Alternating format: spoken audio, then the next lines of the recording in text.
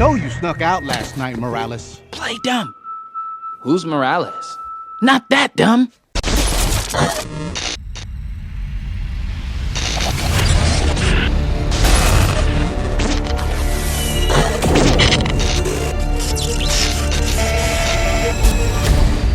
When I first walked into the theater to view Spider-Man Into the Spider-Verse, I have to admit that I didn't expect to like what I was about to watch.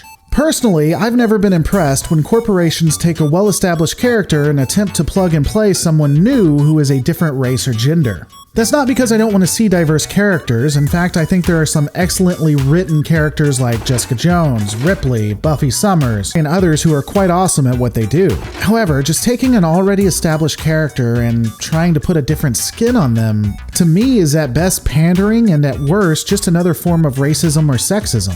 You don't need a character to take the role of a white male to be great. They can be great without having to rely on the history of that same character. Fortunately, Spider-Man Into the Spider-Verse doesn't try to replace Peter Parker, but enhances the mythos of the Spider-Man universe. Unlike other iterations, Miles Morales is his own person with his own goals, failings, and strengths. Additionally, the story doesn't take place in the world of Peter Parker that we know, at least I don't believe it does. My name is Miles Morales. I'm the one and only Spider-Man.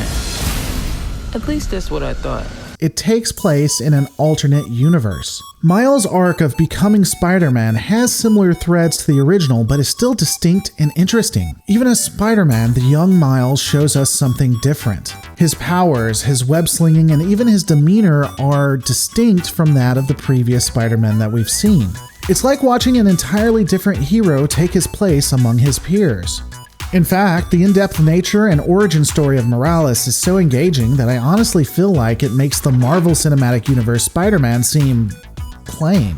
We've seen that kind of Peter Parker time and again. Marvel isn't really adding anything upon it. It's really just the same story we've seen for years. But now we have someone new, not a replacement, but the next logical step. In fact, I think the moment Miles takes a leap of faith and becomes Spider-Man is probably the best arc fulfillment of a character in 2018. One of the dangers of letting another hero rise in an established mythos is that you can diminish those who came before them. Into the Spider-Verse doesn't do this at all.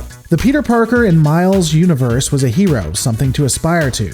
Miles even uses his death as an inspiration. And the alternate universe Peter Parker that we meet, while having fallen from grace, doesn't come off as lesser. Alright kid, listen up. This fry is your universe. It's soggy, it's weird, it's gross. And this delicious normal fry is my universe. We understand what happened to him, what he went through, and that he's still Spider-Man, just one that's down on his luck and that has lost all hope. There are a few jokes at his expense, but it feels very natural. And the way Peter Parker handles it is very in character for where he is in his life. One of the main points is that Spider-Man lives within a Spider-Verse, where different actions lead to different outcomes in different worlds. Unfortunately, not a ton is given on these side characters, and most don't have more than just a brief blurb about their backstory. Though, with the exception of Porky, I feel like all of these characters are unique. They aren't necessarily cardboard cutouts, and I think each has a possibility of having their own movies or expansion. Ultimately, everything about Spider-Man Into the Spider-Verse feels natural and organic. They don't besmirch what has occurred and now have the opportunity to give their own interpretation of Spider-Man, given that it occurs in another universe. Miles as Spider-Man is not Peter Parker, but his own person with his own abilities. Even the art style shows that it's something different, making it feel like you're in a comic book. It even explores the theme of how we can all wear the mask, which is a great lesson. Anyone can be Spider-Man. It doesn't matter your creed, color, or origin.